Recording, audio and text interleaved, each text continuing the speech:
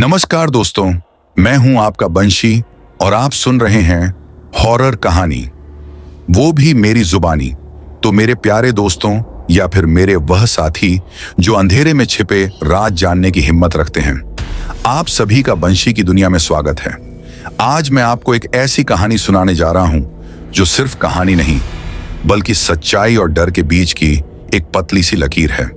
वह लकीर जिसे पार करते ही शायद वहां से वापस लौट पाना किसी के लिए भी मुमकिन ना हो। तो क्या आप तैयार हैं बंशी की इस दुनिया के खौफ और डर से भरे समुद्र में गोते लगाने के लिए?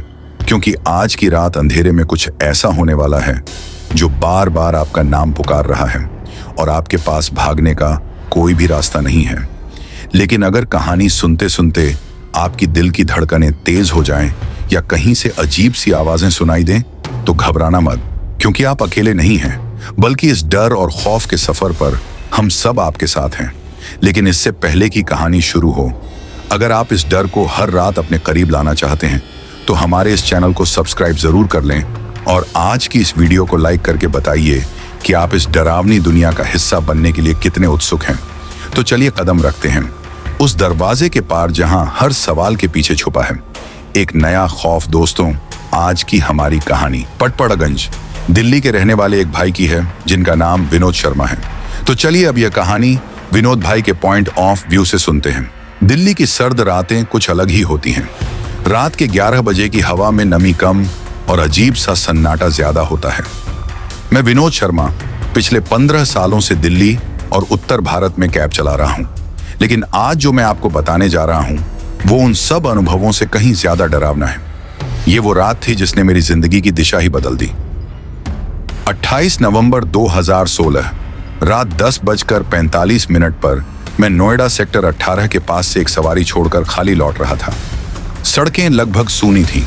मोबाइल में एक बुकिंग आई, पिकअप, कालिंदी कुंज मेट्रो स्टेशन ड्रॉप, संगम विहार ब्लॉक ई। बुकिंग का नाम नीलम शर्मा। मैंने एक्सेप्ट कर लिया।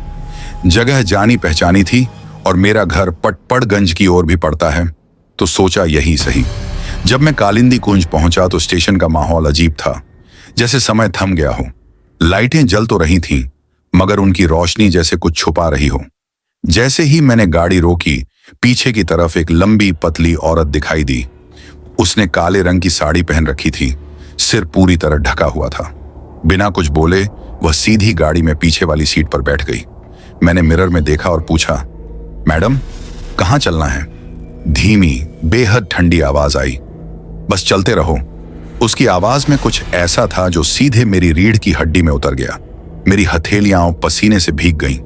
मैंने गाड़ी स्टार्ट की, रेडियो चलाया, लेकिन जैसे ही गाना बजा वो खुद ब खुद बंद हो गया। मैंने दोबारा ऑन किया, फिर बंद। तीसरी बार जब ऑन किया तो रेडियो से अजीब सी फुसफुसाहट आई, जैसे कोई कह रहा हो, वापस मत जा। मैंने शीशे से देखा, वो महिला खिड़की के बाहर देख रही थी। उसकी आंखें स्थिर थीं, कोई हिलडुल नहीं, सिर्फ जमी हुई। मैंने साहस कर पूछा, आपका नाम नीलम है ना? उसने मेरी तरफ देखा, फिर मुस्कुराई, लेकिन वो मुस्कान इंसानी नहीं थी। तुमने हाँ कर दी, अब पीछे नहीं हट सकते, उसने कहा। वो जगह जहां कोई नहीं रहता। करीब 25 मिनट बाद उसने कहा, यहीं रोक दो। मैंने इधर उधर देखा, चारों तरफ सिर्फ झाड़ियां, टूटी सड़कें और एक पुराना अधबना मकान। मैडम, ये जगह ये संगम विहार नहीं लगती, उसने सिर्फ इतना कहा। नीचे उतरो। मैं दरवाजा खोलकर उतरा। डर के मारे पांव कांप रहे थे। पीछे मुड़कर देखा तो गाड़ी में कोई नहीं था। खाली कार, औरत गायब। मैंने सीटें चेक की, डिक्की खोली, हेडलाइट्स जलाकर झाड़ियों में देखा, कोई नहीं। गाड़ी की पिछली सीट पर एक चांदी की पायल पड़ी थी। तभी मेरे मोबाइल पर एक मैसेज आया, trip cancelled by passenger N Sharma. मैं थर थर कांपता हुआ गाड़ी में बैठा और पूरे रास्ते मंत्र जपता हुआ घर लौटा। घर पहुंचकर मैं सीधा अपने बेटे रजत के पास गया, जो सो रहा था, लेकिन उसके कमरे में एक अजीब सी खुशबू फैली थी, वही जो उस औरत के कपड़ों से आ रही थी। पहली रात का असर। मैंने अगली सुबह वो पायल उठाकर प्लास्टिक बैग में डाल दी और उसे किचन के ऊपर वाले कैबिनेट में रख दिया। सोचा कोई मजाक होगा या मेरा वहम, लेकिन नहीं, डर अब मेरे साथ रहने लगा था। मेरी पत्नी पूजा कहने लगी, रात को कोई दरवाजा खड़खड़ाता है। रजत नींद में बोलता है, मम्मी वो आंटी क्यों मुझे देखती हैं? मैंने ये बात अपने दोस्त दीपक को बताई, जो खुद भी ड्राइवर था। उसने कहा, भाई उस इलाके के बारे में मत बता, मैं तो कालिंदी कुंज की बुकिंग एक्सेप्ट ही नहीं करता। कुछ दिन बाद दीपक ने मुझे बुलाया और कहा, तूने उस नीलम का नाम लिया था ना? मेरे एक जानकार हैं जो कालिंदी कुंज थाने में थे। उन्होंने बताया कि 2012 में नीलम शर्मा नाम की एक महिला की लाश यमुना के पास मिली थी। उसका मर्डर उसके मंगेतर ने किया था। केस कभी सुलझा ही नहीं।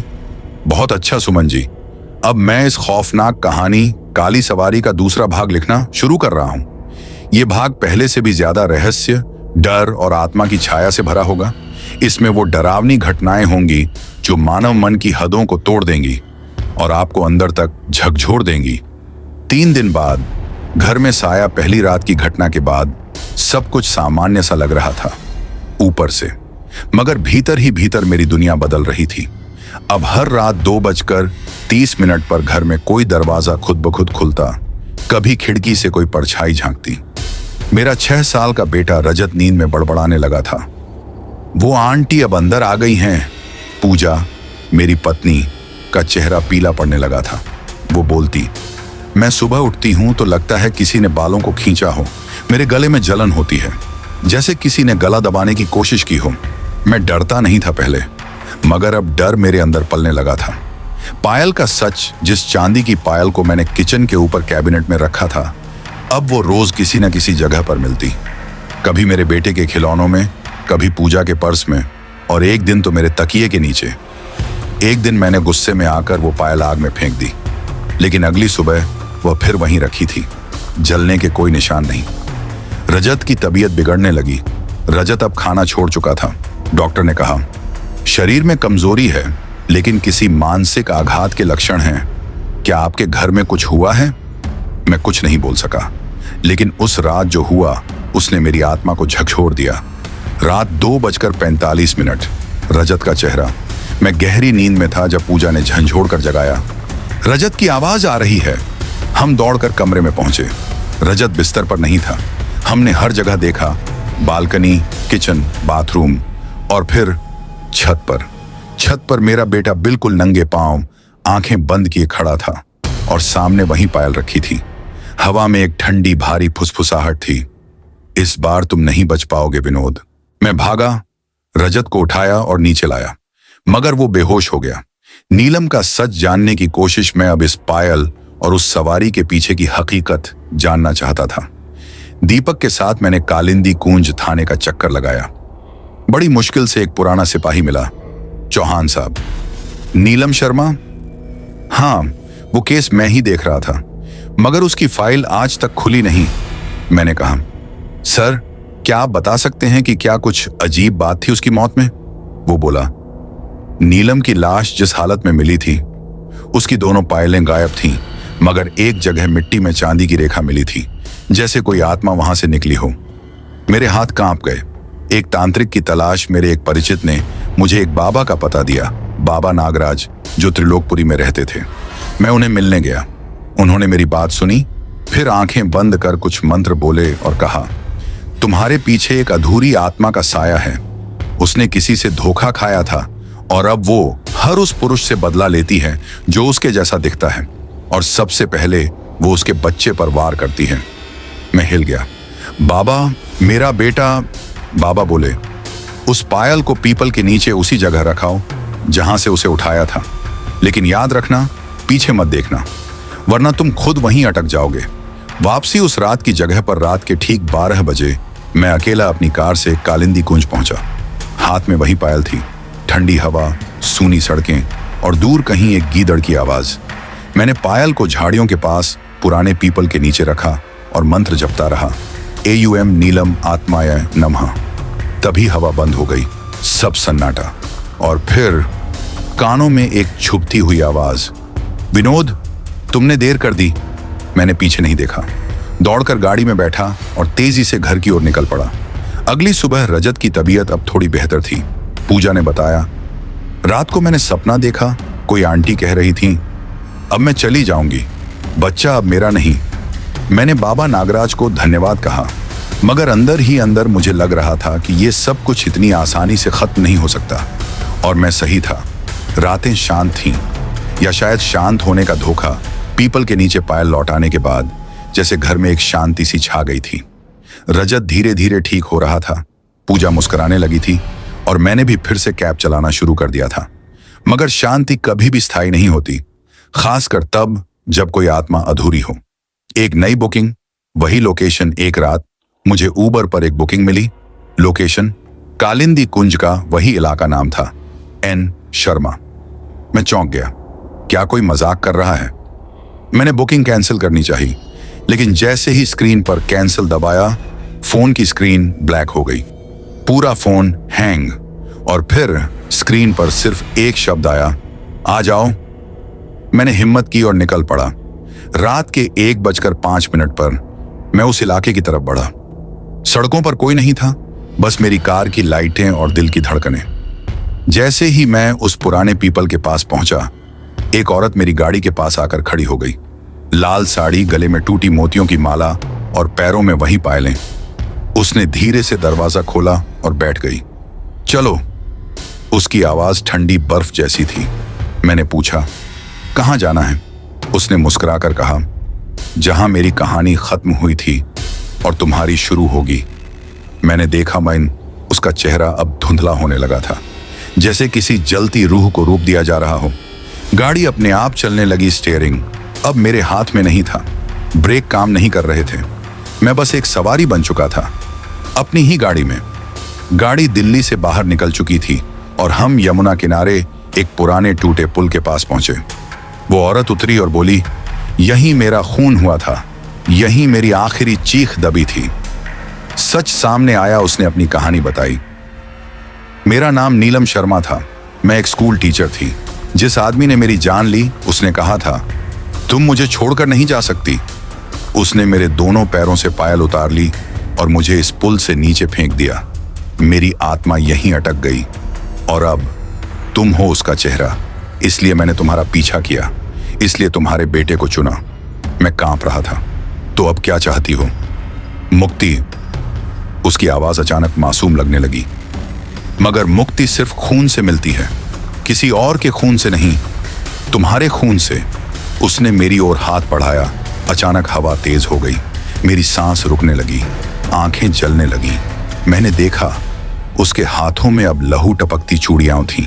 वो झपट कर मेरी तरफ बढ़ी, मगर तभी किसी ने उसका हाथ रोका। वो कौन था?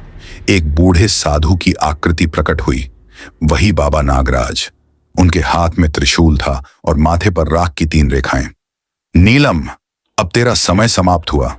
जिसने तुझे मारा उसका पुनर्जन्म इसी शरीर में हो चुका है। विनोद, लेकिन इसका मन पवित्र है, तुझे इसे छोड़ना होगा। नीलम चीखी। मुझे न्याय चाहिए, बाबा बोले। मुक्ति न्याय से बड़ी होती है। तेरा न्याय अब यमराज के हाथों होगा, आत्मा के हाथों नहीं। त्रिशूल की अग्नि बाबा ने मंत्र पढ़े और त्रिशूल से जमीन पर वार किया। जमीन फट गई। नीलम की आत्मा एक दर्दनाक चीख के साथ काली धुएं में बदलकर उसमें समा गई। सब कुछ शांत हो गया। मैं वहीं बेहोश हो गया। अगली सुबह अस्पताल की बिस्तर पर मेरी आंख खुली तो मैं LNJP अस्पताल में था। पूजा और रजत पास में थे। डॉक्टर ने कहा, आपको यमुना किनारे बेहोश पाया गया था। किसी ने आपको यहां एडमिट कराया? एक बूढ़े साधु ने।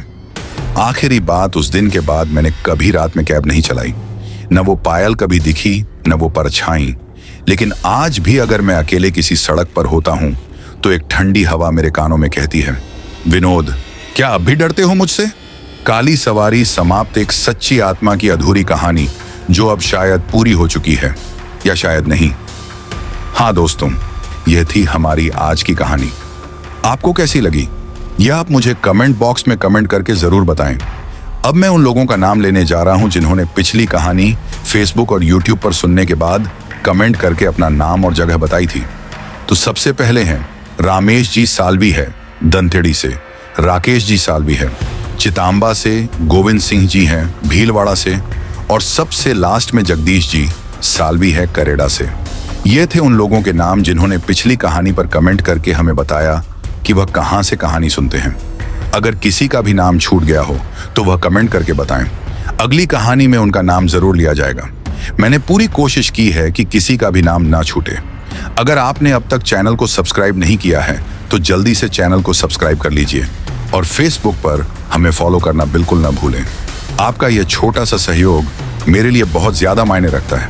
ठीक दोस्तों, चलता हूं, फिर मिलेंगे एक मजेदार कहानी के साथ।